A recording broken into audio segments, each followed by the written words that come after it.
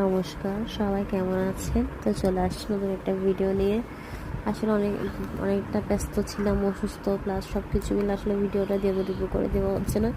এটা মূলত আমার ছেলের জন্মদিনের, তখন অনেকটা অসুস্থ ছিলাম বলে আসলে তেমন কিছু করা হয়নি। বাট ছেলেটার জন্য না করলেও খারাপ লাগছিল, ছোট মানুষ বুঝতেছে না। তার 1-2 দিন আগে ওর বাবাকে হসপিটাল থেকে এনেছিলাম, যেহেতু উনি অসুস্থ ছিল। তো আর কি ছেলের জন্য না পেরে করতে হয়েছে, যেহেতু ছোট মানুষ, আগেই বললাম। তো যাই হোক, সকাল সকাল ঘুম থেকে উঠে পুজোটা দিয়ে দিলাম গোপালকে, আমার গোপুসোনাকে, সবাইকে। আগের দিন কিন্তু অমাবস্যা ছিল, যেহেতু শুক্রবার ওর বার্থডে ছিল, অমাবস্যা পুজো দিয়েছিলাম, ওর জন্য পুজো দেওয়া হয়। তো ওর বাবা তখন ওই দিন দোকানে একটা জরুরি কাজ করাতে বের হয়েছিল, বলেছিলাম যে মিষ্টি আনিও, পুজো দিব ছেলের জন্য। তো আসলে বাবা তো কষ্ট করে হলো গিয়ে নিয়ে আসছে। তো এই যে আমিও আসলে পারছিলাম না, জ্বরের মধ্যে হাত পাগুলো এখনও কন্টিনিউয়াসলি ব্যথা, বললাম তো আজকে এই ভিডিওতে। তো এই যে উঠে পুজো টুজো দিয়ে দিলাম, মন্দিরে গেলাম, মন্দিরেও পুজো দিয়েছিলাম।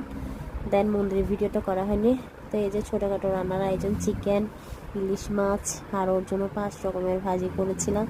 ছেলে আমার দেখে এই যে খুশি, মাছ ভাজি, ডিম ভাজি, বরবটি আলু ভাজি, তারপর মিষ্টি কুমড়া ভাজি, কাঁকরোল ভাজি, মোটামুটি এগুলো দিয়ে ওকে দিয়েছিলাম।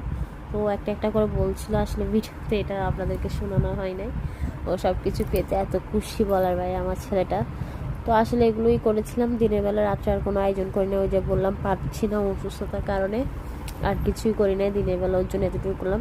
রাত্রে তো আবার ওর বাবা, আমার মেয়েটা বারবার বলছিল ভাইয়ের বার্থডেটা না করলে সুন্দর লাগছে না মা। তো বারবার বলাতে আবার একটা কেক এনেছিল ওর বাবা।